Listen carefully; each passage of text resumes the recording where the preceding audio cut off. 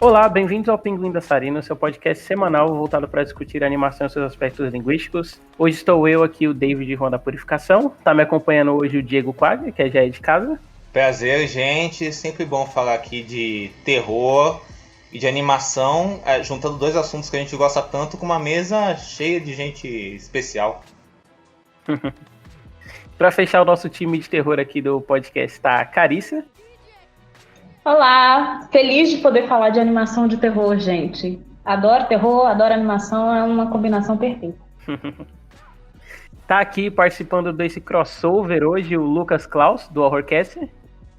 E aí, galera, prazer, satisfação. É uma honra estar aqui falando de terror, meu subgênero favorito aí do cinema. E é isso aí. E para fechar o time do Horrorcast tá aqui também a Bianca. Oi, gente. Primeiro eu queria agradecer o convite, né? É um prazer estar aqui conversando com vocês. Como vocês já viram pelo título, a gente vai estar comentando aqui hoje sobre essa mescla excêntrica que é o terror e a animação, mais sobre filmes e essa estrutura logo depois da vinheta. Gente, a polícia chegou. Crianças, espero que seja importante. Eu estava na floresta lutando com um urso quando vocês nos chamaram.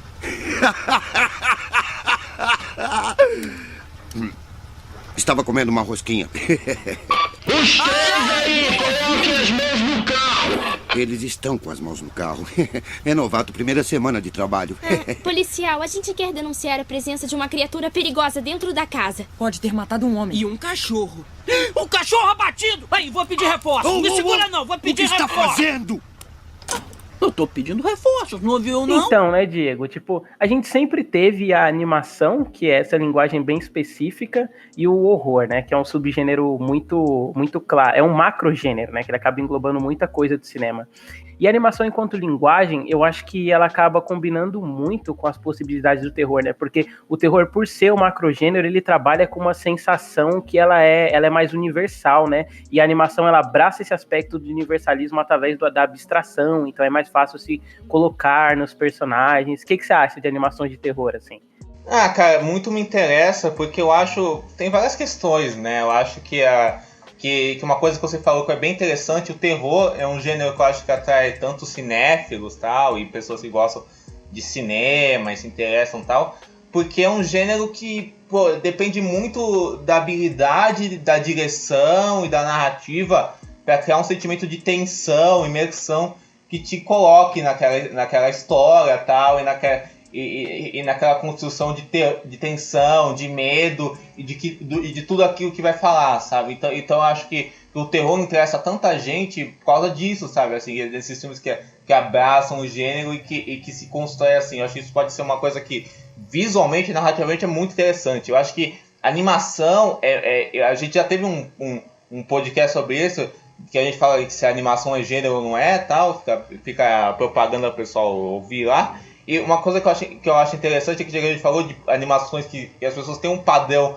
muito fechado do que é animação, uma coisa meio, animação é só isso, sabe? A pessoa tem um modelo do que é animação, sabe? Um modelo mais narrativo e tal. E é muito legal que a gente vê animações que saem desse padrão, sabe? Da ideia comum do que é animação. Eu acho que animações de terror muitas vezes conseguem fazer esse elo de usar a animação para criarem coisas muito interessantes, mesmo sendo, sei lá, mesmo indo pro lado do humor, muitas vezes da comédia, mas em questão visual muito interessante também de explorar a questão do desenho, tal, assim, das cores, assim, de como absorver o terror. E eu acho que acaba sendo interessante para a própria animação você ver que existem várias, que ela pode se estabelecer em vários tipos de filmes e estilos. E você, Carissa, o que você acha, assim, de modo geral? Eu acho que é muito válido, sabe? Eu acredito que o terror, ele é um gênero que, na verdade, combina com tudo, sabe? Então, tem muita gente que acredita que terror não pode casar com comédia ou com outros gêneros, e, na verdade, eu acho que a gente tem grandes exemplos do terror com praticamente todos os outros gêneros possíveis, sabe? Então, eu acho que é uma ideia muito legal, principalmente porque a animação, ela permite que muitas coisas sejam exploradas, assim. Quando a gente pensa que existem coisas, óbvio, hoje a gente tem o CGI e cada dia é um CGI melhor, então a gente pode falar que, assim, não, os live actions, eles podem fazer praticamente tudo hoje em dia. Mas existe algo na animação que é isso, né? A gente pode criar absolutamente tudo. O céu é o limite. E quando você pensa que você está ali com um tipo de produto onde o céu é o limite e você coloca o horror ali dentro, as possibilidades são realmente infinitas, né? Então, tem muito o que criar. Eu acho que a cada dia a gente vê isso sendo explorado de formas mais interessantes. Inclusive, assim, existem muitos filmes de terror que são infantis. Alguns dos meus favoritos são, mas também existe isso, né? Existe sempre a possibilidade de criar obras de animação que flertem ali com o terror, que sejam do gênero do terror e que não necessariamente sejam para criança. E aí você ainda pode se adentrar de forma mais profunda, porque é isso. Você pode aterrorizar e criar, assim, porque para mim o terror tem muito disso, de ele ser uma forma de criar paralelos para a vida, né? Você usa o terror como uma forma de trazer discussões e pensamentos sobre coisas essencialmente humanas. Para mim, quando você pensa em usar isso dentro da animação, você pode falar de coisas até muito abstratas, como, por exemplo, porque o medo também ele é abstrato. Ele pode ser real, ele pode ser concreto, mas ele também vai para a parte da abstração, né? E o medo, ele é coletivo, mas ele também é muito individual. O que me causa pavor não necessariamente é o que vai causar pavor para o Diego. Então, imagina, dentro do horror, assim, trabalhar isso com a animação, as abstrações que a gente pode ter. Então, é algo muito rico. Então, é isso. Só tenho coisas positivas a dizer sobre isso. É até legal que você comentou isso, porque semana passada a gente gravou, né, um podcast sobre a mise-en-scène na animação, e a gente chegou à conclusão, assim, de que a animação em relação ao live action, o poder maior dela é o poder de criação, sabe? Então, se limitar, assim, pela realidade, se limitar por um aspecto da realidade, acabaria tirando ela do próprio lugar dela enquanto linguagem, sabe? Isso que você comentou do terror, ele poder criar o medo, né, através da abstração, acho que se comunica muito bem com a animação, né, e é o que a gente acaba vendo, assim, em vários filmes animados que a gente vai acabar citando aqui ao longo do programa. E você, Lucas, o que você acha, assim, do terror em relação à animação? Acho, tipo, pra mim o terror é, tipo, o gênero que, né, a Carice falou, que abrange todos os gêneros, assim, e tipo assim, na animação, o elemento terror nela, eu acho que é bom, que é, tipo, porta de entrada, né, pra pessoa, tipo, eu, quando criança, pra assistir, tipo, Casa Monstro, vários filmes de terror, né, o que nós vai falar hoje, e, tipo, foi uma das coisas que me ajudou a gostar tanto, assim, desse gênero, que eu acho que é um dos mais importantes do cinema, que ele é possível debater várias coisas através do terror, né? Questões sociais, medos, assim, de uma era. Eu acho que isso é desde sempre. Tipo, nos anos 90 ali teve uma explosão de animação para TV baseada em filmes de terror. Teve até, tipo, dos Tomates Assassinos, desenho da Múmia. Teve animação baseada em Beetlejuice. Então, acho que desde sempre a própria criança, assim, curte ver esses aspectos do terror em animações, sabe? Não precisa ser especificamente uma coisa que vai te dar medo e tal. Acho que é só essa parada do mistério, monstros. Essa coisa é legal para a imaginação da criança e também para adulto também. Querendo ou não, esse aspecto transmediático, né, que esses filmes de terror acabaram tendo, eles foram muito mais por uma questão mercadológica que foi surgindo com o tempo. Tipo, o terror e o horror se tornou muito popular nos anos 80, no fim dos anos 80, né, e anos 90. E aí como os direitos de royalties deles eram baratos, o pessoal comprava e fazia animação, né, e aí já se apoiava no fato de ter um filme, aí virava essa coisa transmediática. E começa com essa intenção mercadológica, mas com o passar do tempo as pessoas crescem assistindo isso e isso vai criando uma demanda, sabe? De, agora a gente precisa de um outro desenho de terror, sendo que ele começa por essa questão mercadológica, né? Até é engraçado pensar por esse lado. E você, Bianca? Eu gosto muito da abordagem que a Clarissa fez sobre o terror, na questão de colocar o terror como ele foi, querendo ou não, ele se consolidou como uma linguagem dentro do cinema, né? E eu acho que desde cedo, as animações que eu sempre vi, tanto da Disney, os clássicos da Disney, sempre tiveram essa ambientação mais de terror, porque o que eu gostava nisso, assim, dentro do terror e a animação juntos, é que eles não subvalorizam a inteligência da criança em ter a percepção daquilo que está acontecendo, entendeu? Não é uma animação mais bobinha, mais infantil, é uma coisa que te coloca numa posição quase de ser pensante. Eu acho que essas animações sempre mexeram mais comigo. Outra coisa que eu gosto bastante também na questão da animação, em relação ao live action, né? É que é exatamente isso. A animação, ela tem um espaço para você sonhar, tem um espaço para o surrealismo, entendeu? Para você conseguir sentir tudo e mais alguma coisa. E então, quando junta a animação com o terror, eu acho que traz pra gente uma sensação de infância, sensações mais primitivas, como o medo. E eu acho bastante interessante essa exploração dos sentimentos dentro da animação terror. É legal isso que você comentou, né, do negócio de formação da criança e do elemento infantil, né, porque querendo ou não, muito filme de terror, ele acaba construindo um beat que depois fica a frequência narrativa com essa associação do terror em relação à criança, né, seja através da criança amaldiçoada e tal, ou através de algum elemento sonoro que remeta a uma coisa de infância, né, tipo aquele clássico, né, que é de filme de terror, que é o brinquedo que tem um som maldito, né, que começa. Sim. Aí o pessoal passa em velocidade baixa. Isso demais. E a primeira relação que vocês tiveram, assim, com essas animações de terror, você lembra qual que foram?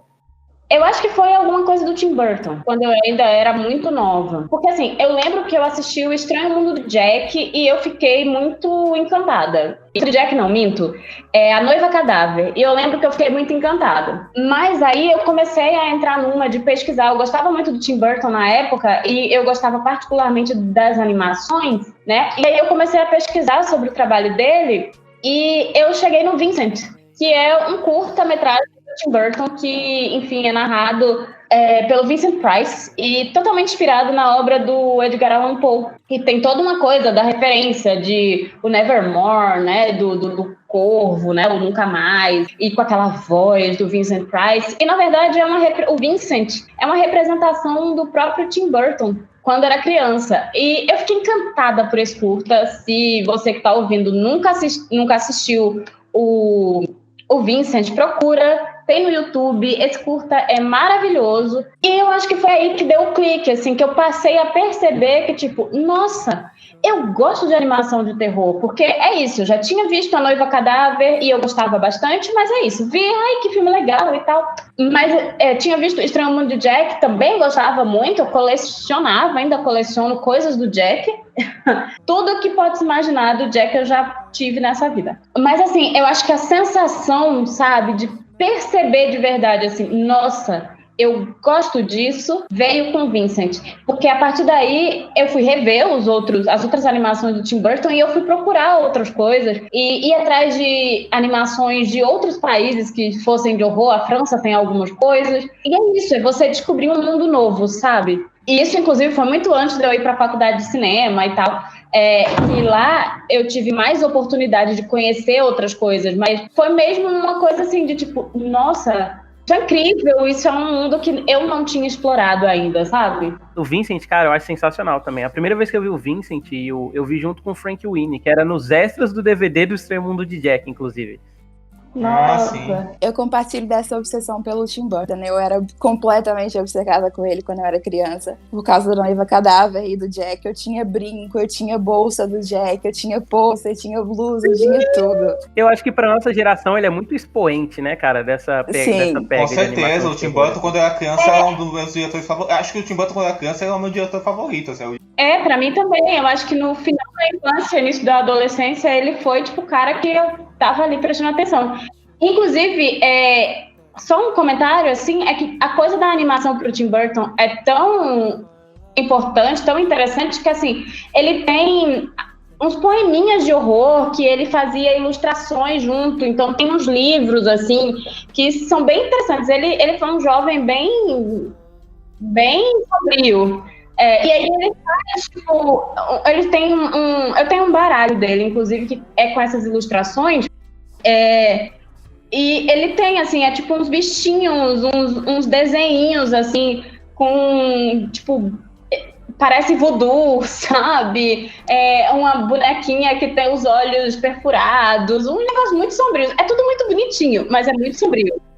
São muito fofos. Eu lembro que eu li na época os poemas eu acho que era de uma boneca de trapos. Eu não sei se era bem a Sally, mas ele tinha vários poemas sobre uma boneca de trapos e era muito lindo, velho. É tipo, muito sombrio e é engraçado como uma criança pode gostar daquilo, mas Sim, é muito...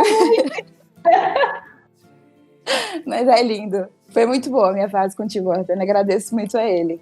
O que eu acho mais legal de todo mundo ter falado isso é porque todo mundo fala eu era, né? Porque hoje em dia também não dá mais.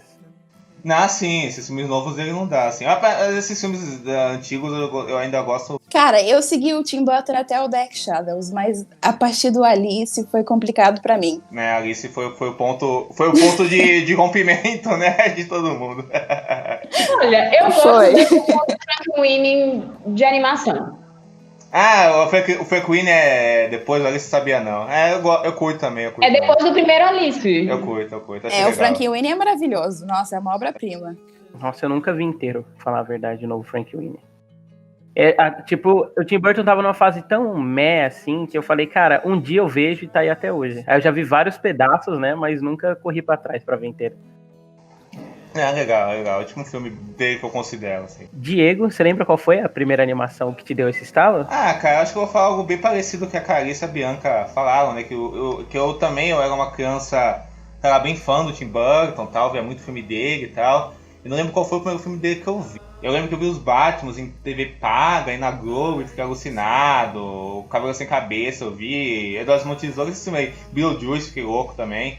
Então eu sempre gostei muito, assim. Só que, tipo, quando eu vi a Noiva Cadáver, também com uma Carissa, pegou minha cabeça, tal, fiquei alucinado, tal, não sei o quê. E também muitas dessas animações que ele produziu, do Henry Selick, né, que é um dos meus animadores favoritos, né? O Estranho Mundo de Jack, quando eu vi na Disney, cara. Eu fiquei, nossa, cara, que foda isso. Eu adorei e tal, assim. E achei muito foda. Me marcou bastante essa fase. Pô, Coraline, quando eu vi também, eu fiquei encantado. O Vincent, depois eu vi também, fiquei encantado.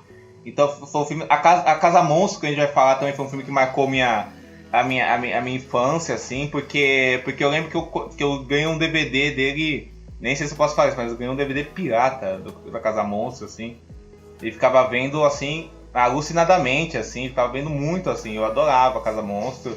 E eu também... Sabe uma coisa que eu lembro muito que marcou? Sabe aquele curta da Disney do Ichabod, The Adventures of Ichabod, lá do Cabelo Sem Cabeça? Além do Cabelo Sem Cabeça? Então, eu amo esse curta e eu via muito esse curta quando era moleque. Porque esse curta vinha no mesmo VHS, aquelas fitas verdes da Disney, né? Nostalgia aí pro pessoal mais, assim, da nossa idade e tal, que tinha aquelas fitonas verdes da Disney, né? VHS. E vinha ele junto com aquela animação do Príncipe Mendigo, do Mickey, sabe, assim? Que o Mickey era o Príncipe Mendigo, aí o Pateta era amigo dele e tal, não sei o que, era história do Príncipe Mendigo. E eu adorava essa do Lenda do Cavaleiro Sem Cabeça. Então isso marcou muito, e é uma história de terror, né? Inclusive tem o filme do Tim Burton lá com o Johnny Depp, mas, cara, o curta da Disney é um curta de terror e tal, e muito bem animado, Então me marcou muito, sabe, assim. Outro que me marcou muito também foi aquele do Wallace e Gromit, com o Coelho. Eu adoro. Esse é muito foda mesmo. Então acho que essas foram as minhas primeiras referências, assim, na infância, que eu sempre desde pequeno vi muito filme, vi muito desenho animado, também eu era também uma criança meio Tim Burton, não no sentido esquisito, visualmente, mas no sentido de, tipo, ficar muito aí e tal, sonhar muito, fazer minhas coisinhas, desenhar, ver muito filme, ver muita coisa, ler muito. Então eu sempre fui de ir em cima dessas coisas, assim, sempre achei tudo que era estranho, eu achava, nossa, esse negócio estranho, isso tá me fascinando, assim. tal. E você, Bianca? Eu, como já tinha falado, a minha questão sempre, assim, desde criança, foi com o Tim Burton mesmo. E as curtas da Disney também, eu tinha Disney Channel na minha casa, então eu passava muitas curtas da Disney que tinham, assim, um toque de terror. Para além disso, eu acho que a Disney abusava muito dos limites do terror nas animações, porque um dos filmes que sempre me aterrorizou de sempre foi o Pinóquio. Eu não sei se vocês têm esse negócio, assim, esse medo com o Pinóquio, mas o Pinóquio era muito assustador para mim. Então eu sempre acabou que isso foi plantando em mim um gostinho por terror. Então quando eu tive a possibilidade de procurar, eu sempre fui procurando animações assim dentro do gênero que eu gostava.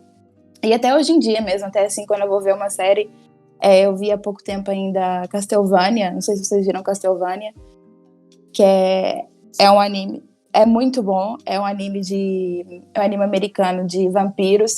Então acabou que foi uma coisa que ficou cravada na minha vida inteira. Lucas? Bom, então, minha memória é meio ruim, mas eu lembro quando era menor, tinha um desenho que passava na TV Cultura que chamava Annabelle. Não sei se alguém vai lembrar. Com certeza, com certeza. Era tipo uma menininha e era tipo um curta. E cada episódio era tipo uma historinha de terror, assim, sabe? E tinha uma atmosfera muito foda, que na época eu nem sabia o que era atmosfera, mas eu sentia só pela musiquinha. E também tinha um outro desenho na Nickelodeon que chama Invasorzinho, que, tipo, não, era meu desenho favorito e foi uma das coisas que... Não, muito bom. Que, tipo, tinha uns episódios muito pesados, velho. Tinha um episódio que o Killzinho, que é um alien que vem pra Terra, começa meio que colher os órgãos das crianças pra parecer mais humano. E, tipo, no final do episódio ele tá grandão, cheio de órgão dentro dele, assim. E, tipo, isso é um desenho pra criança, né? Aí eu já comecei a interessar mais. Aí foi, tipo, quando eu procurei mais coisa do tipo. Tipo, Casa Monstro, até a animação da Disney eu procurei na época, tipo, que nem alguém falou do Cavaleiro Sem Cabeça, foi o Diego que falou aí, e também tem outros, tipo, The Haunted House, eu procurei umas coisas mais antigas, essas paradas, tipo, bem antigas, assim. Aí, outra coisa também bem importante, que não é bem terror, foi Scooby-Doo, que é uma coisa mais mistério, mas... Não, me fez curtir demais, assim, era fãzaço de Scooby-Doo. Menos, eu só odiava o Scooby-Doo, de resto, eu gostava de tudo. E foi isso. Aí depois eu passei pro anime, eu assisti uns animes de terror, na época, assim, tipo Elfen Light, Paranoid. Aí foi basicamente isso. Aí depois disso, eu não desgostei mais do gênero. A Cartoon tinha uns desenhos muito foda, assim, de meio que terror, né? Com monstro. Sim. Essas coisas assim, era muito legal. Coragem com Covarde, né? Coragem, Billy Mandy. Billy Mandy era maravilhoso. Nossa, marcou demais. É genial, Billy Mandy. Inclusive é a minha parte aí, porque tipo, os primeiros contatos assim que eu tive foi com esses desenhos, porque o Coragem ele passava todo sábado de manhã, alguma coisa assim, e cara, eu não perdia um, porque o Coragem ele era diferente, né? É que assim, eu não conseguia entender muito o Coragem como terror na época, mesmo ele tendo esses elementos, sabe? Porque eu era muito cuzão assim quando eu era criança pra filme de terror, morria de medo. Minha mãe que assistia muito filme, minha mãe evangélica, né, que me proibia assistir Harry Potter porque era o demônio. Assistia muito filme de terror, entendeu? Ela te proibia de jogar Yu-Gi-Oh! Também. Sim. Não, é porque o Yu-Gi-Oh! Tinha aquele agravante das cartas, né? E da carta do Rei Caveira que saiu do baralho e possuiu o menino matou a família. Isso, exato. Gilberto Barros, com certeza. Também tinha os amigos que jogavam RPG e viravam lobisomem e matou alguém. Tinha essa história. Essa eu nunca tinha ouvido. Essa eu também não. E olha que eu já ouvi muita história de teoria de igreja, sim? De igreja. Sim. Então, aí minha formação foi muito essa, assim, no Coragem, assim. Eu também tive esse contato com o Scooby-Doo, mas me tocar que o filme tinha elementos de terror, assim, foi uma coisa que eu fui fazendo só mais pra frente, assim, sabe? Ainda mais animação. Por exemplo, a Casa Monstro, acho que foi o primeiro, assim, que eu percebi que era um filme de terror, só que voltado pra criança, assim. E eu achei sensacional, assim, porque eu já gostava de Coragem, eu tinha essa paixonite pelo Tim Burton. É que eu sempre vi as coisas do Tim Burton mais como uma coisa excêntrica e diferentona, né, meio esquisita, do que algo como algo de terror dito, assim, que eu, sei lá, uma visão que eu fui perdendo com o tempo, né. Eu fui percebendo cada vez mais as influências dele. Mas além desses, assim, dos desenhos da Cartoon, o filme que eu acho que foi o que mais me deu esse choque foi o Coraline, assim, sabe? Porque ele saiu, eu já era um pouco mais velho, eu já tava numa fase em que eu eu via mais filmes de terror, né? Eu perdi o medo. E aí, tipo, eu reconhecer que ele era claramente um filme com muita inspiração de terror, sabe? E tinha umas cenas que era muito tensa, minha irmã mais nova, ela nem conseguia ver Coraline, ela morria de medo quando era criança. E aí, tipo, eu ver a pessoa ter esse tipo de sensação, sabe? Fazer eu me sentir muito maduro, adultão, assim, porque eu tô conseguindo assistir Coraline e tal.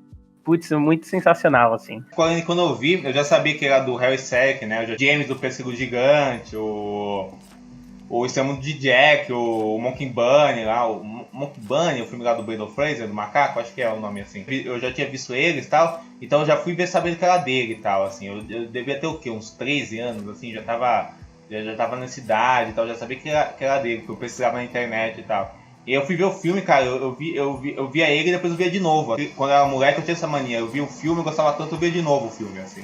Uma coisa que eu percebi que é interessante é como a Casa Monstro ele fez, tipo, universalmente aqui no grupo, né, parte da infância da galera, e como ele esteve presente na formação. É até irônico, porque quando eu escolhi o filme pra gente comentar ele, né, sobre esse negócio de animações de terror, eu não tinha parado que todo mundo acabou fazendo essa correlação, assim, na época, vendo filme de terror e a Casa Monstro. Pra todo mundo foi assim, né? Com certeza. Porque eu acho que ele é um filme que deixa muito claro isso. É porque todo mundo acabou, tipo, todo mundo ia gostando desses desenhos, e aí todo mundo, de certo modo, chegou e passou pela Casa Monstro, sabe? Ele esteve presente na infância e no nosso processo de formação, vendo animação de terror.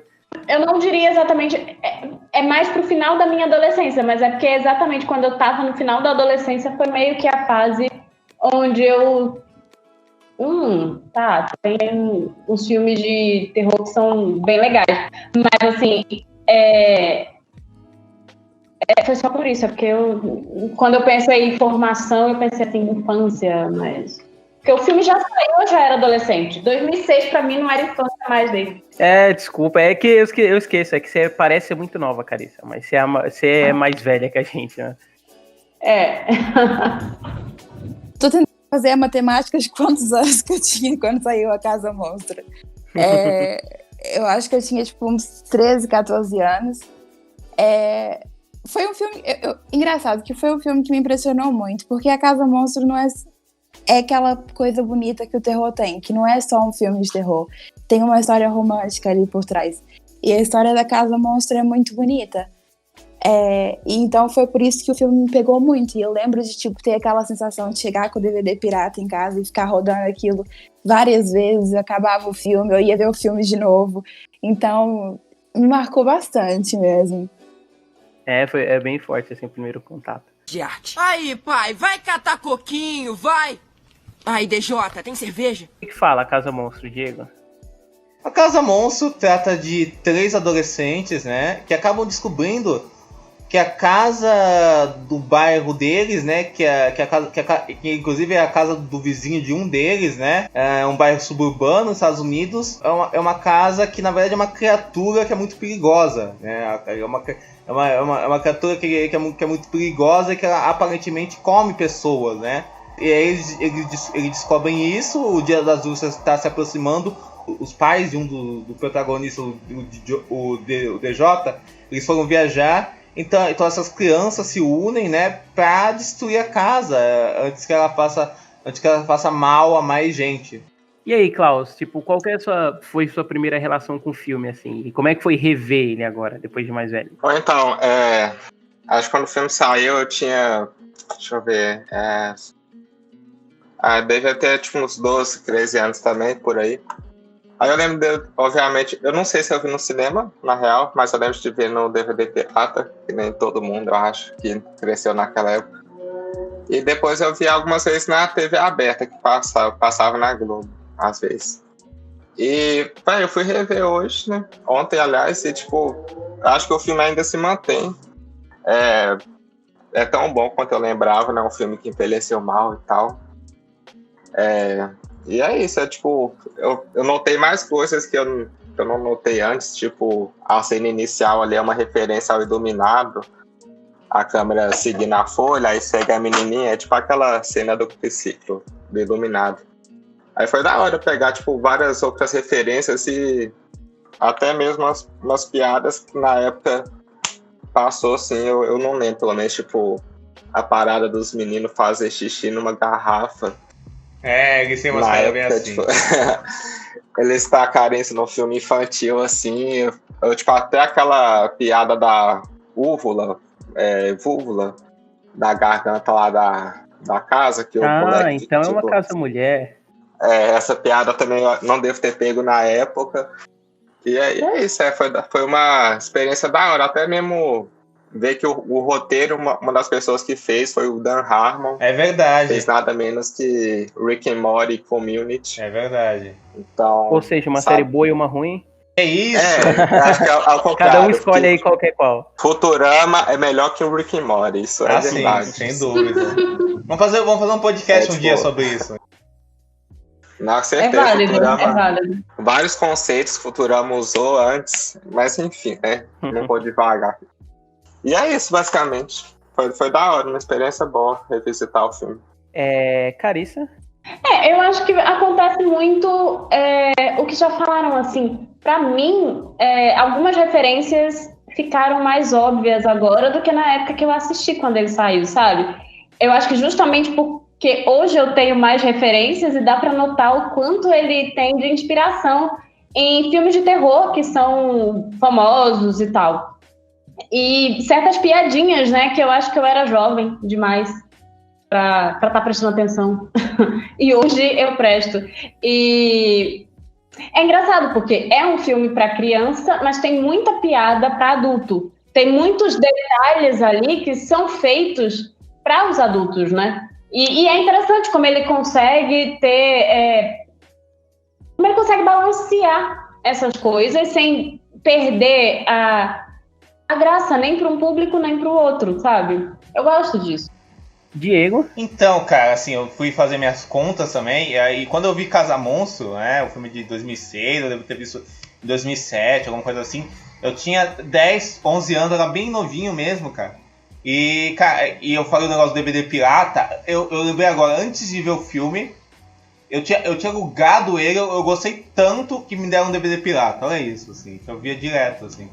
Então foi muito louco. E, cara, assim, é um filme que eu gosto demais, assim, eu acho que uma coisa que ele tem de excelente, assim, é que ele...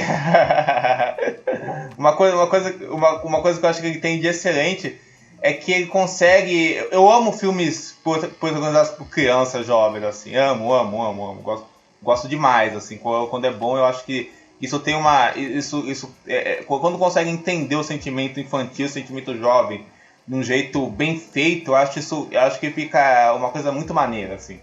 Eu acho que a Casa Monstro mistura essa coisa de uma aventura de terror com aquelas crianças no meio de um subúrbio, né? E todo o filme tá ligado a uma lógica de subúrbio mesmo, com aquelas crianças no momento de crescimento, que elas estão virando adolescentes, que o DJ, a voz dele tá mudando e tal. Que é piada, inclusive. Eles acabam ficando amigos, tal. O DJ já é muito amigo do... Qual que é o nome do cara? Bocão, né? Bocão. Bocão, ele já... O original é Chowder, olha só, quem diria. Então ele já é muito amigo do Bocão e tal. E aí depois surge a Jenny e tal. Então fica isso, eles estão meio que descobrindo os sentimentos, né? Então rola aquele triângulo, quase um triângulo amoroso, assim, de uma coisa meio confusa, de sentimentos que vão surgir da puberdade e tal. Então eu acho muito maneiro como ele brinca, como a história acaba sendo um reflexo meio dessa história de crescimento, sabe? De todos aqueles personagens, sabe? Além disso, a trama de terror é muito bem feita, sabe? Eu acho que que esse negócio de animação, dessa animação de captura de movimento, que já estava sendo feito naquele momento, pelo Zemeckis, apesar dele não dirigir esse filme, ele produz com o Spielberg, né? Mas tipo, é um projeto que ele levou tal, e ele é o produtor do filme. Mas ele tá fazendo essas animações, tipo Expresso Polar, Beowulf, né? O Conto de Natal tal. Eu acho que isso acaba funcionando pro filme muito bem. Eu acho que dá muito esse tom de terror certinho, além dessa trama cômica, coming of age, que eu acho que ele faz muito legal. Eu gosto muito de ver as interações dos três personagens. Então é um filme que eu gosto bastante, cara, assim. Eu acho que ele sobrevive mega bem ao tempo, assim. Até a gente descobre coisas novas dele, né? Até tipo, essas sacadas meio sarcásticas dele sobre o crescimento dos personagens e tal. A Jean é uma personagem que eu acho muito foda, então eu gosto muito. Então, eu revejo esse filme com alguma frequência, porque ele é um dos meus filmes de conforto, porque ele realmente marcou muito a minha vida. Então, pra mim, assim, eu acho que ele mantém a qualidade, eu acho que ele envelheceu muito bem, como o Klaus falou.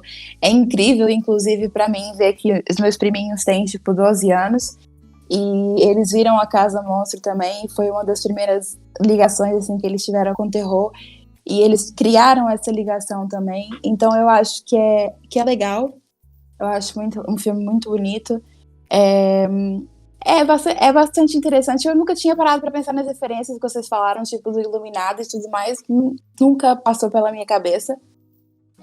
Outra coisa que o Klaus falou, do Dan Harmon, e uma coisa que me fez também entrar muito no mundo da animação de terror, por acaso, foi assim, muito por acaso, porque eu jogava na época um joguinho de cirurgia no jogos, e eu descobri a Adult Swim. E então eu comecei a acompanhar algumas animações que eles tinham, e na época eram muito voltadas pro terror.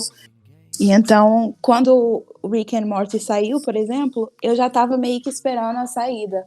Caraca, uma das poucas pessoas que eu conheço que teve contato prévio, assim, com o Rick e Morty, e chegou a esperar sair.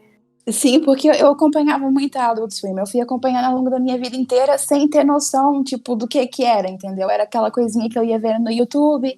Então, aí eu descobri, depois no Instagram deles, comecei a seguir e tudo mais, e descobri que ia sair Rick and Morty. Vocês não pegaram aquela época que tinha Adult Swim no Brasil, né? Vocês pegaram essa época? Eu peguei, assistia Frango Robô todo dia. Também eu era muito desse, bom, assim. cara. Eu era desse, sim. Lá tinha um filme, tinha um desenho lá que chamava Home Movies, que é tipo Home Movies, sensacional, Brandon, eu amo esse desenho. E foi uma das coisas que fez eu amar cinema, assim, porque era muito foda, ele tinha a câmerazinha dele, ele brincava de fazer filme. Cara, esse desenho que era um menino que queria ser cineasta, né, que tinha ele e tinha aquele Sirian também, que passava no Cartoon, assim. Só o pessoal obscuro de desenho vai saber do que eu tô falando, assim.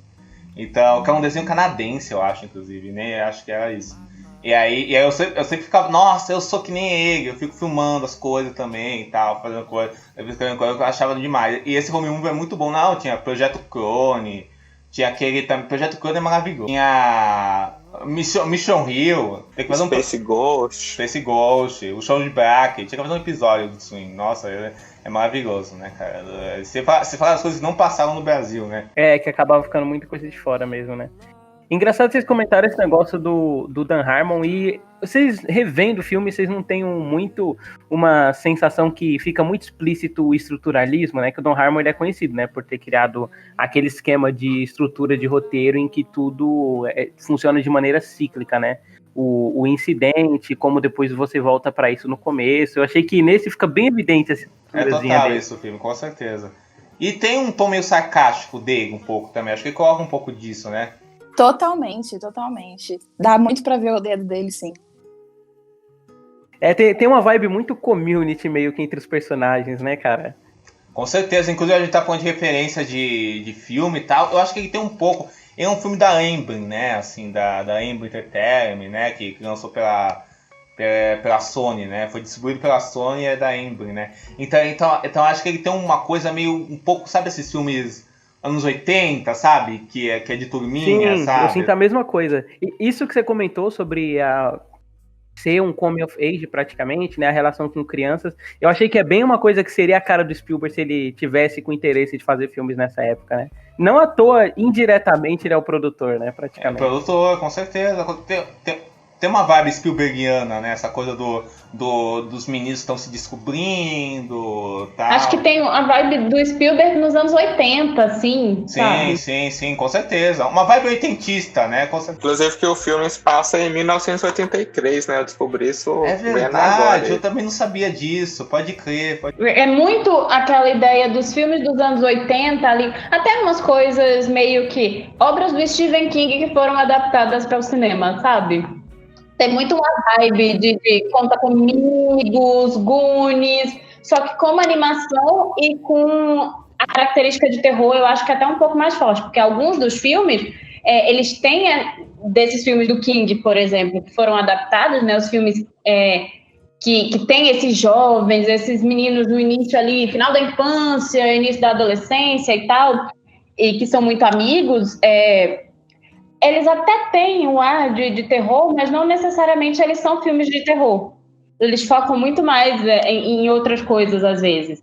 Mas eu acho que a Casa Monstro, ela tem essa aura, ao mesmo tempo que tá ali. É claro que é um filme de terror, que a casa tem esse elemento de terror concreto ali dentro da história. Não, perfeito. É curioso vocês estão citando isso, porque o filme é de 2006, né?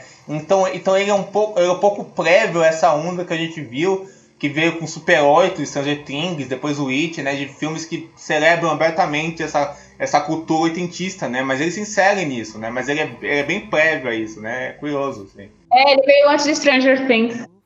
Sim, e engraçado que eu tava lembrando muito de Stranger Things enquanto eu tava reassistindo, tipo assim, e até se a gente for para pensar, ele meio que premedita muitas coisas que, revendo, né, e tendo outra bagagem, assim, com a animação, eu acho muito que o Up é praticamente uma versão family friend da Casa Monstro, tipo, não tô nem comparando em termos de qualidade, mas é que eles são muito próximos, se for parar pra pensar, a relação do velho com a casa e ter uma criança que ela tá alterando essa realização. O romance, né? Com certeza. Nossa, cara. Eu boto fé nisso. Essa foi uma hot take aí.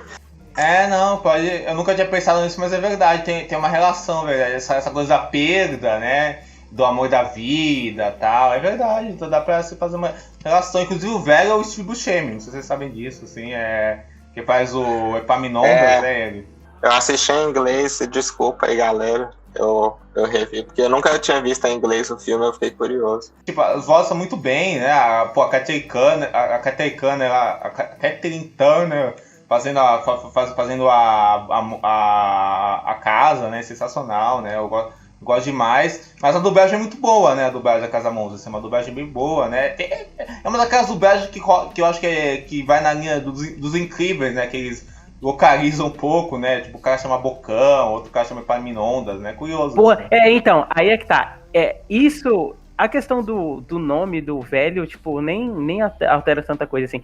Mas talvez por ter passado boa parte da vida assim no filme dublado, mas eu achei alguns nomes brasileiros bem melhorzinhos assim do que o original, sabe?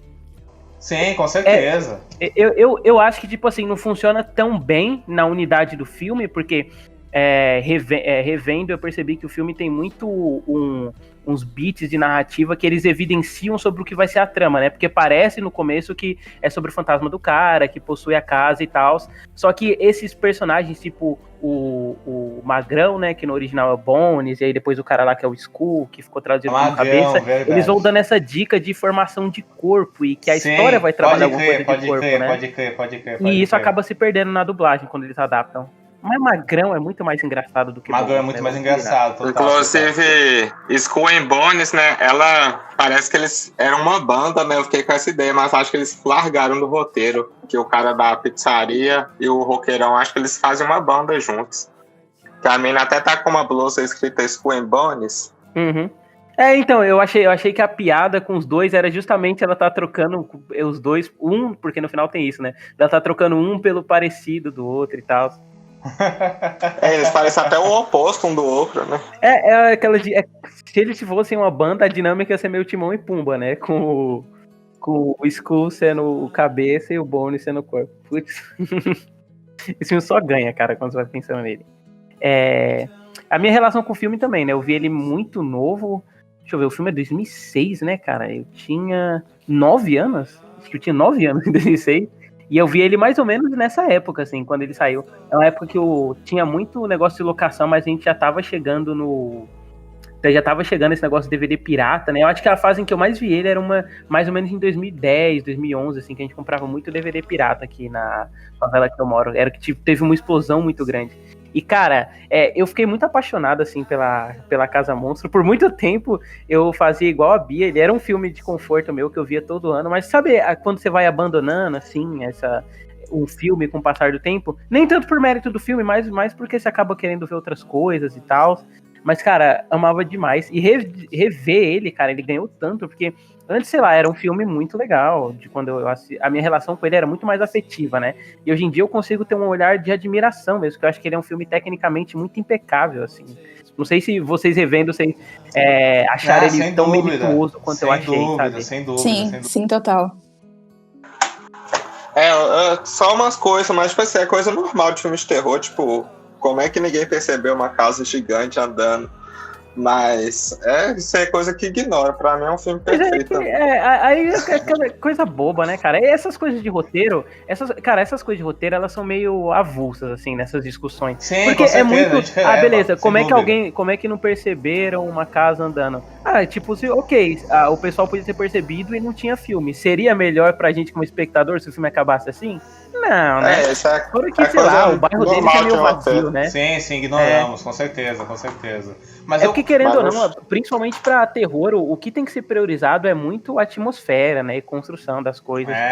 A lógica interna da coisa é muito irrelevante, né? Aquele negócio que a gente sempre... Acho que é o exemplo que mais se cita quando a gente fala que o roteiro não é tão relevante pro filme, é o do Dario Argento, né? Que filmava as coisas praticamente sem roteiro. Com certeza.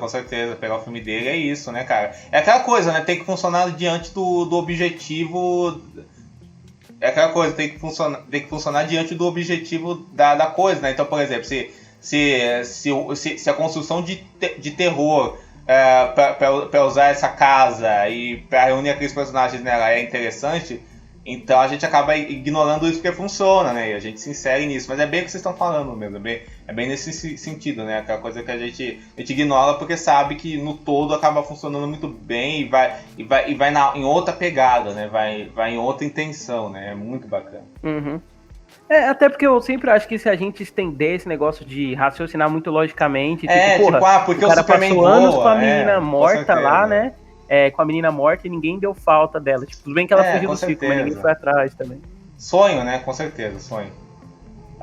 Cinema é isso. Mas eu concordo com vocês, eu acho que o filme é muito bem cuidado, assim, esteticamente mesmo, assim, tecnicamente, assim, eu acho que o roteiro é muito bom, eu acho, assim, eu acho que tanto a narrativa do desenvolvimento daqueles personagens, da interação entre eles, funciona muito bem com essa coisa da construção do terror do filme, sabe?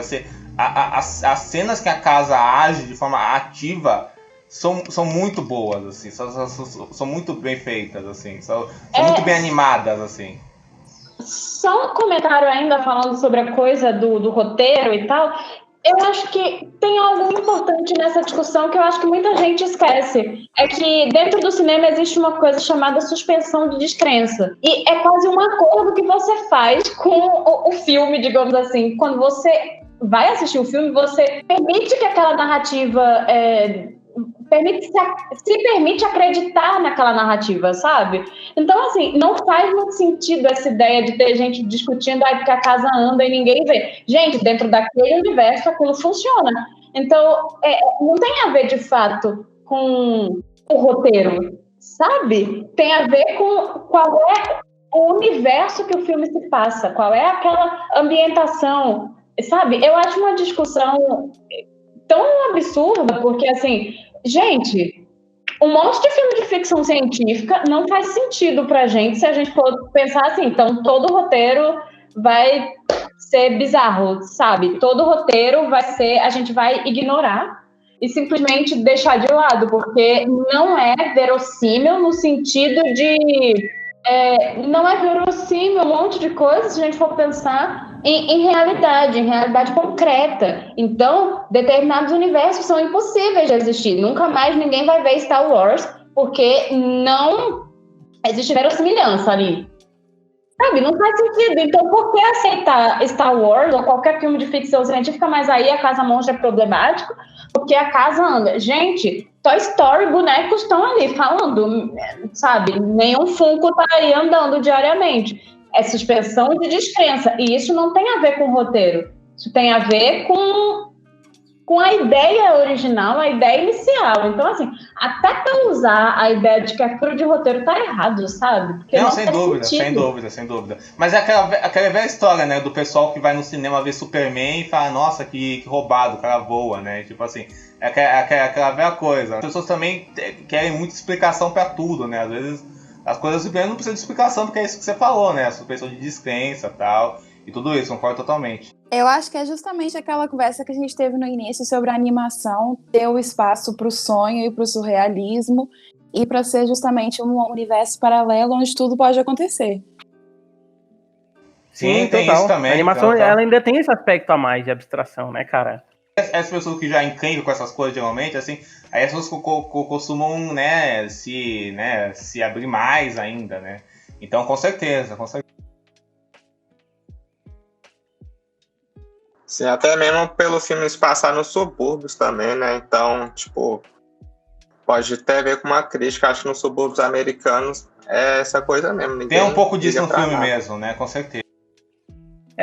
Então, é até engraçado isso, porque isso que você falou do subúrbio, porque eu acho que isso é uma construção bem frequente do filme, porque, tipo assim, é meio que de conhecimento geral, né, todo mundo comenta que ele matou e comeu a esposa, mas foda-se, né, o velho não enche o saco de ninguém. É aqueles pais dele, né, mega cafonas, né, uns pais que não se importam tanto com o filho assim, que querem ver ele pelas costas, né, assim, bem aquele pai do subúrbio norte-americano, né? Até o filme tem essa ótica, né? Do subúrbio. A menina que vai em casa, escoteira, né? Com doces, né? E a menina é mais espertinha do que ela parece. A babá, que na verdade é uma roqueira, tal, não sei o quê. Então o filme pega esses arquétipos do subúrbio e brinca com eles, nessa essa lógica suburbana norte-americana, né? Quase um beleza americana animado, digamos assim.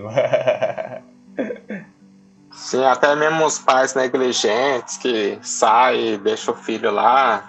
A própria babá também, tipo, tá nem aí pro filho. Até pega arquétipos muito próprios, né? O vizinho que não quer que as crianças brinquem no gramado dele, né? Então acho que o filme é muito bem pensado nesse sentido, sabe? De todo dele funcionar todo numa lógica tipicamente suburbana, né? Assim, é muito... Nossa, total, demais. É até engraçado, né? Isso que a gente acabou entrando nesse aspecto da casa andar e tal.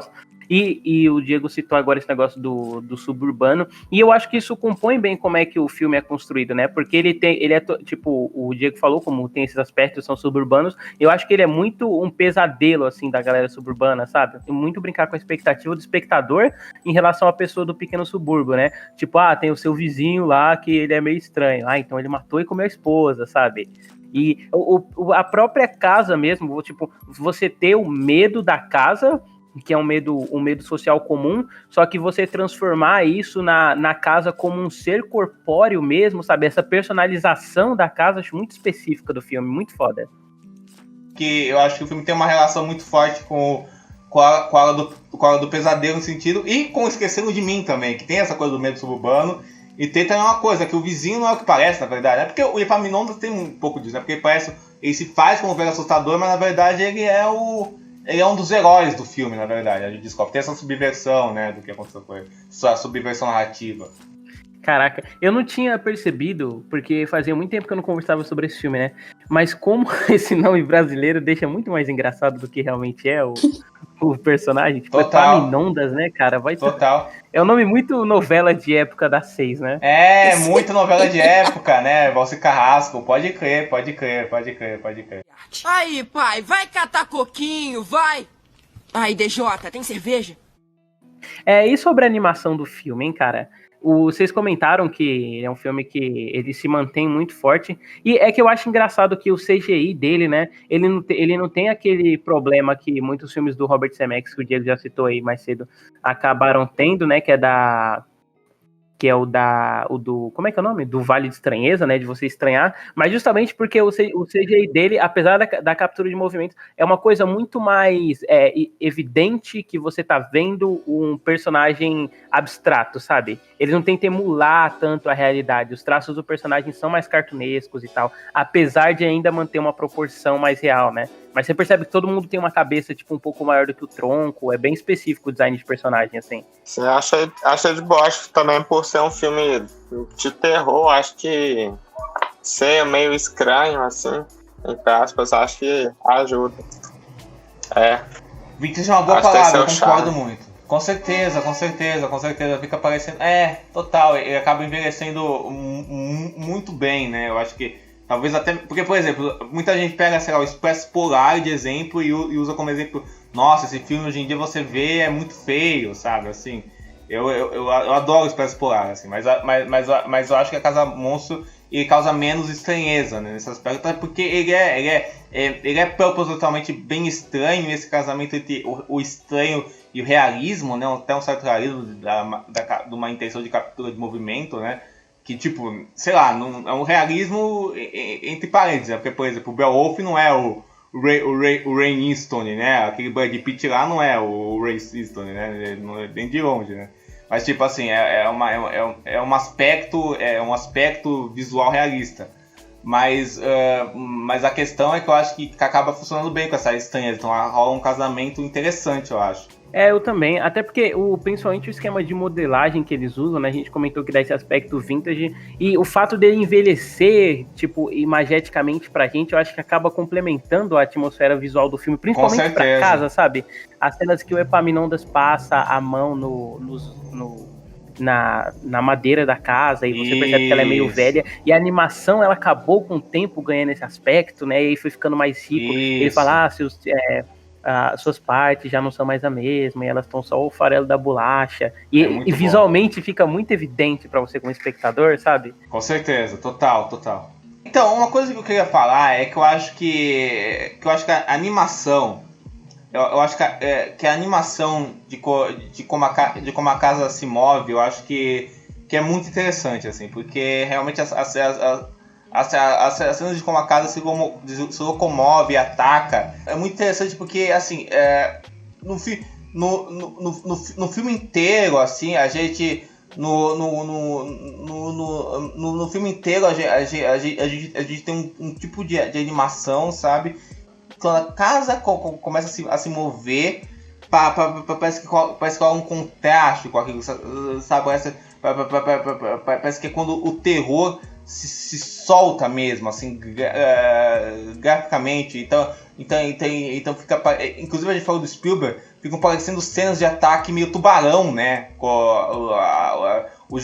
Demais. O jeito que eles animam a casa atacando, sabe? Assim, a casa atacando, que foge um pouco de como funciona a movimentação da animação do resto do filme, sabe? Então eu achei muito interessante isso, do jeito que eles animam as cenas dos ataques, né? Que são muito fortes, que são muito boas, que dão esse tom de terror e de matinê, como isso funciona com o resto do filme, né? Que não tem esse tom, né? Sim, total. Eu até acho que a fotografia ela é bem complementar a esse aspecto, né?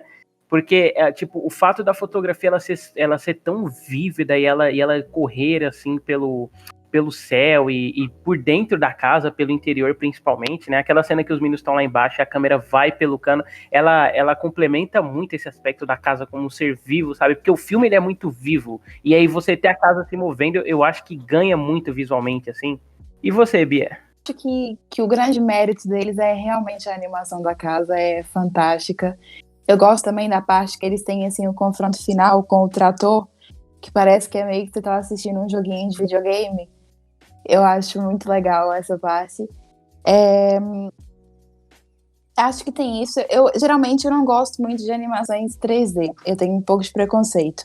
Mas com esse filme eu nunca tive, porque eu acho que é isso. Eu acho que o realismo do filme te leva mais pra dentro da atmosfera dele e faz com que ele envelheça melhor mesmo. Eu acho que o preconceito assim, com a animação 3D, ele acaba vindo porque muitas das vezes o que o pessoal acaba usando o 3D tem uma tentativa meio de simular a realidade num fetiche estético, assim, de tipo, a gente vai animar o campo verde mais bonito de todos. É o que o Rogério, que não tá aqui hoje, né, ele chamou num vídeo dele sobre o 3D de estilo Final Fantasy, né? Que é essa cara meio fetichista, assim, exatamente. um realismo escrachado e tal. E aí, nesse, principalmente, o aspecto do 3D, ele acaba indo pro abstrato, e aí você não tem essa noção de que a pessoa tá usando o realismo por um fetiche, entendeu? Ele tá usando o realismo para complementar aquele aspecto suburbano, então o realismo está presente como uma linguagem muito para compor o subúrbio e a vida daquelas pessoinhas. Exatamente, não é aquele 3D formatado, sabe? Eu também não gosto muito desse fetiche pelo hiperrealismo, porque eu acho que você perde um pouco a personalidade e o sonho da estética, entendeu? Acho que isso não é a melhor forma de dizer, mas assim, você perde um pouco o espaço para criar quando você segue um hiperrealismo. E eu geralmente tendo a não gostar a gostar muito disso em animais, mas nesse fica muito bom. Porque é realmente isso, tem a questão do abstrato e de compor a narrativa com esse 3D. Para esse filme, é exatamente como se a ideia do hiperrealismo fosse meio creepy, sabe? Eu acho que ela se mistura com essa ideia do assustador e é por isso que ela funciona. E é engraçado porque tem gente que diz que esse filme está visualmente datado. E eu discordo. Eu não acho que ele está datado. Eu acho que, na verdade, é óbvio que as técnicas de animação de 2006 para cá, elas evoluíram, claro. Mas eu acho que ele continua funcionando visualmente falando, sabe? E justamente por causa disso, porque, assim, é uma história de terror e para aquela ambientação, para aquele filme que se passa nos anos 80, que é cheio de referências dos anos 80, funciona, sabe? Na verdade, o traço, o CGI, o 3D, dentro desse universo, ele é colocado para, enfim, em função da história, sabe? Em função do que ele está contando. Então, eu não acho que é negativo. Pelo contrário. E você, Lucas? Bom, eu tenho a mesma opinião que nem os outros falaram. Acho que esse estilo de animação, acho que foi a primeira vez, na real, que a Sony usou essa parada de capturar movimento real, mas acho que funcionou melhor, assim. Eu não curto muito aquele filme lá do Expresso Polar. Nesse filme funciona bem, exatamente por ser um filme de terror. Então, ver esse menino meio tentando parecer real, mas uma parada meio estranha, acrescenta demais na experiência, assim, do filme. E tem várias cenas também falando sobre cenas de direção de câmera e tal, que, tipo, as minhas favoritas, tipo, cenas de pesadelo, que é um clichê no terror, assim, né, entre aspas, e acho muito boa a cena que tem no filme, tipo, também a cena do balão, quando ele puxa o Skull, o magrão, é outra cena que eu acho foda. Então essas cenas que, tipo assim, estão lá pra fazer essa homenagem, pra usar o elemento do terror no filme, eu acho muito foda esse tipo de cena. E que a Bia falou, o embate final ali é muito da hora, é divertido de ver. Um moleque dirigindo um trator, destruindo uma casa. Isso é muito foda. E é isso. Acho que é o filme que, na real, vai envelhecendo cada vez melhor, assim, tipo o vinho. O Estúdio Ghibli lançou agora uma animação em 3D que, pra mim, Casa Monstro consegue ser melhor. Tipo, por mais que seja anos atrás, assim, acho ainda melhor que o 3D, por exemplo, que o Estúdio Ghibli tentou usar nesse filme novo dele. Olha, assim... depois a gente conversa sobre isso, mas eu tipo assim, nem vi o filme do Estúdio Ghibli, mas discordo, né? É que tem um dos meninos que grava com a gente podcast, ele é bem defensor, assim, desse 3D do Estúdio Ghibli, justamente por ele ser um 3D parecido com a Casa Monstro, sabe?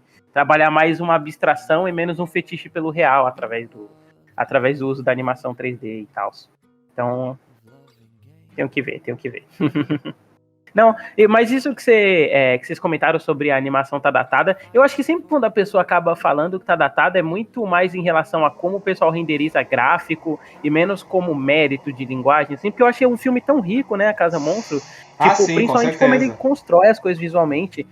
A gente comentou mais cedo, né, sobre como a câmera voa e ela constrói aquela vida suburbana das pessoas, mas o próprio esquema de cores também, né, tipo, a gente começa com uma cena mega colorida, acompanhando a folha voando, né, um laranja forte, chamativo e tal, e aí depois disso a gente vai pro... E aí depois disso a gente tem a primeira visão da casa, né? E a casa ela contrasta totalmente com isso, porque ela é quase preta e branca, sépia, sem vida. Em volta dela tem umas árvores sem galhos, e os galhos dela sem folhas, né? E os galhos dela são retorcidos, parece uma coisa meio expressionista, assim. É, o jeito que eles constroem a árvore. Pô, eu acho que ele é um filme muito rico, assim, visualmente, sabe? Aí, esse negócio de estar datado, eu sempre acho que o pessoal se apega muito mais pelo render da animação do que pela linguagem em si. Aquela casa é um elo diferente no meio de todo um ambiente, né? É muito isso, né, David? Assim, aquela casa é um elo diferente num ambiente que é todo estranho a ela, e ela é estranha aquele ambiente. Concordo com você, né, cara? Sei lá, é tipo a gente falar, tipo, um filme tipo Jazão e os Astronautas, King Kong, e falar, nossa, ficou datado. De fato, ficou datado, mas não é que ficou datado, aquilo é um jeito de fazer de outra época, né? Que é um registro de uma outra época. A questão é, a forma que eles fizeram, pensando naquela época, ainda é uma forma que é muito criativa, é muito interessante, é muito charmosa, enquanto narrativa, enquanto linguagem, se mantém ainda interessante. E aí acho que a Casa Monstro, assim como esses filmes, tipo, sei lá, King Kong, sei lá, se mantém, né? Acho que a parada é essa. Exatamente, eu acho que eu também concordo com o Diego. Eu acho que todos os filmes são produtos culturais da sua época, então é impossível um filme não ser datado esteticamente ou mesmo em termos de linguagem, porque ele é um produto da época dele. Com certeza, com certeza. É tipo você ver o Superman de 78 e falar, nossa, que efeito tosco dele, né? Pô, mas é o efeito daquela época, né? Mas será que o interessante não é como o filme está construindo isso, você pensar nisso, como ele construiu isso naquela época, se ele visualmente ainda e pô, o Superman de 78, questão de fotografia e tal, ainda dá um banho, tal. Então acho que é a questão de perceber como ele tá usando aquilo desde aquela época e perceber aquilo como um registro de uma época, que às vezes fica até charmoso, né? Um efeito ruim de uma época passada, às vezes fica até charmoso, muitas vezes, né? Demais. Alguém quer acrescentar mais alguma coisa? Só uma curiosidade mesmo, que eu acho que o roteiro do filme era pra ser mais sombrio ainda. Eu acho que os personagens foram engolidos pra casa, iam, tipo, morrer mesmo. E ia ser interessante ter visto também essa versão do roteiro aí. Mas eu acho que essa versão do roteiro ela só existiria se o filme ele não fosse tão focado em ter um público infantil. E como ele tem essa pretensão de ter o público infantil, essencialmente é um filme para criança. É um filme que funciona para adulto, mas ele tem como público-alvo o público infantil. Então, é por isso que eu acho que não é mais sombrio, sabe? Mesmo que, como a gente já falou aqui, o filme tenha piadas que são especificamente para adultos, ele tenha citações e referências até bem claras a filmes de adultos, né, como o Iluminado, por exemplo, é um filme para criança. E é sempre você sempre está ali naquele limiar, né?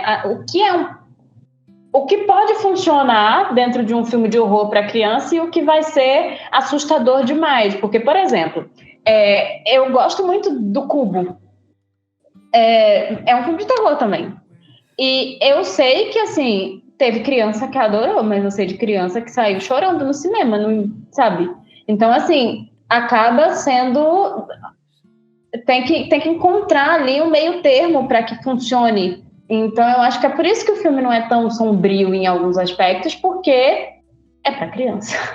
Ele acaba tendo que trabalhar muito mais com a insinuação da violência do que com a violência dita, né? Sim, ele até já é corajoso em mostrar, tipo, esqueleto e tal. Isso já foi corajoso do filme, já. Sim, foi demais. Uma coisa que eu também acho interessante é que a gente comentou sobre como a animação ela acaba dando mais possibilidades, né, de criação do live action. Eu vejo a Casa Monstro muito como uma evolução do gênero de filme Casa Assombrada, Porque a gente sempre tem no conceito da Casa Assombrada, né? A casa, ela como um ser vivo, né? A gente tem lá o Rose Red, a Mansão Maldita, a gente tem o House, lá japonês, de 1977, o 1408, que é muito esse conceito do ambiente estar vivo e ele atacar o psicológico da pessoa, né? Ou a pessoa sofrer acidentes dentro daquele ambiente. E nesse, o conceito da casa como um ser vivo vai além, ela é literalmente um ser vivo, sabe? Ela vomita, ela tem parte do corpo, ela anda, né, no final do filme. Ela é realmente uma possibilidade que eu acho que só pode ser explorado por estar em animação, sabe? Sim, com certeza. Apesar que esse é um filme que, assim, não tô desejando isso jamais, assim, é só um detalhe. Eu consigo imaginar ele em live action, assim, não sei vocês, assim, eu super consigo ver ele em live action, assim, existindo, assim, sei lá. Eu consigo ver, tipo, sei lá, o Fred Highmore adolescente fazendo um menino lá, sabe? Parece muito o Fred Highmore, assim. O Norman Bates lá. Seria o Timothée Chalamet hoje em dia, né, inclusive, se tivesse live action. Acho que ele tá meio velho pro papel dele, assim. Eu também acho.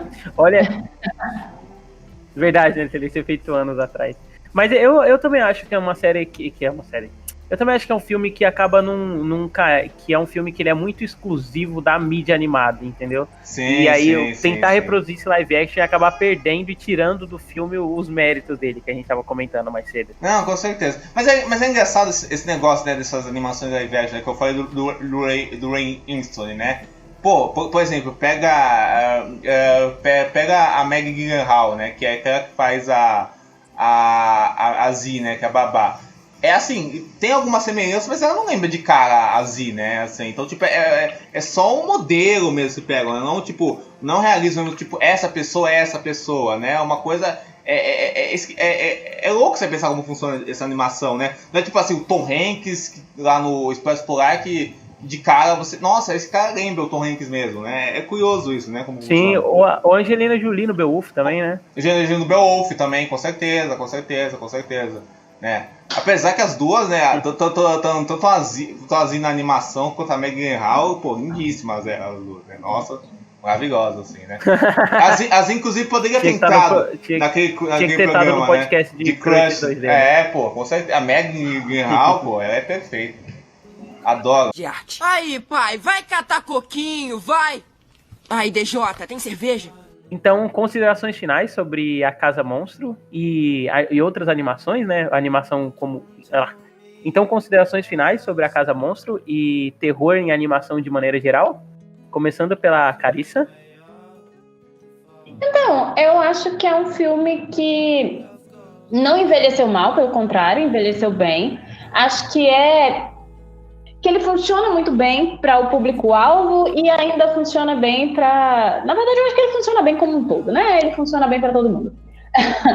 É óbvio que, sim, se você quer o filme, você quer uma animação com muito sangue e enfim, um horror bem pesado, violento, enfim, o filme vai dar uma amenizada em algumas coisas, porque é uma animação para criança. Mas eu acho que ele é divertido, é um ótimo entretenimento. Acho que, enfim, se você assiste ele com a dublagem original, ele é muito interessante. A dublagem em português também traz umas coisas bem legais, alguns nomes são bem interessantes em português. Eu acho que é isso, sabe? É um filme que envelheceu bem e eu adoro filme de animação que é voltado para o horror. Inclusive, gosto muito dos que são voltados para criança.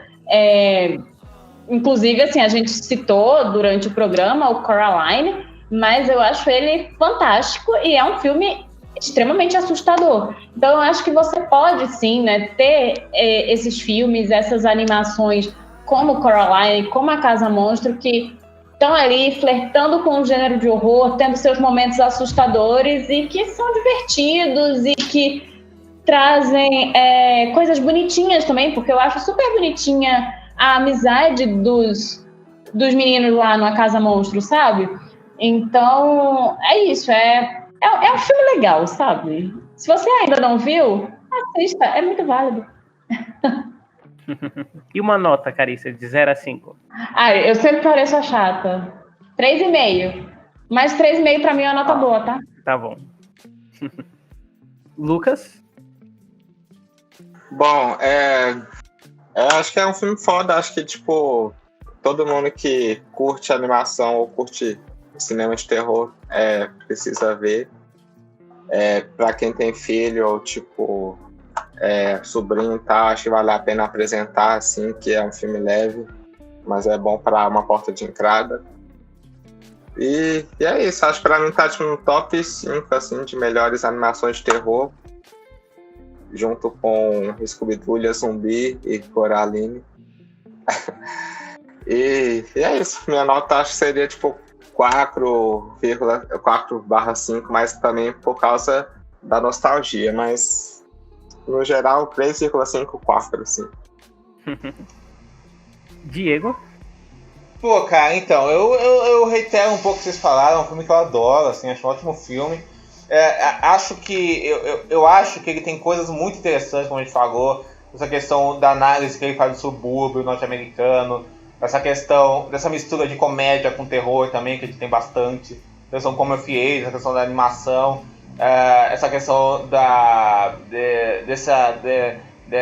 dessa questão da captura de movimento, né, por animação, que eu acho que funcionou muito bem nesse filme pelo aspecto que a gente falou. Então, o desenvolvimento dos personagens, né? Então, eu gosto dos próprios personagens, né? Como eles interagem entre si. Então, é um filme que eu gosto muito. E sobre a animação terror, concordo com vocês. Gosto sempre que tem essa mistura, é bem feito, eu acho que fica muito legal. Um filme que a gente não citou, que eu gosto demais, que eu sei que o David gosta também, é o Paranorman, que eu gosto demais. Gosto muito do Paranorman, assim, acho sensacional. O clímax do Paranorman é lindo, né, David? Assim, eu acho sensacional, né? Aquela parte lá que ele fala de bullying e tal, eu acho sensacional. O Norman, um personagem muito bom. Então, cara, eu gosto muito de A Casa Monstro, acho um filmaço, assim, acho que é um filme que entende bem a essência das coisas que ele cita, e eu vou ser bem generoso com ele, porque é um filme que eu gosto bastante, né? Acho que vai além só de ter visto ele muito criança, acho que ele se mantém muito bom. Então eu vou dar um 4,5 pra ele, assim. Acho que é um filmaço, assim. Luana? Desculpa. Bianca Luana. De onde que tira esse nome? Então, eu acho que eu vou só reiterar o que eu falei já durante a reunião, durante o episódio, que eu acho um filme incrível mesmo. Não tem como não gostar desse filme. Ele funciona em todos os níveis possíveis. Ele é um coming of age maravilhoso. Ele é uma comédia maravilhosa, ele é um filme de terror para crianças muito bom também, que inclusive eu acho que a potencialidade de terror para crianças é muito grande, e esse filme só mostra isso.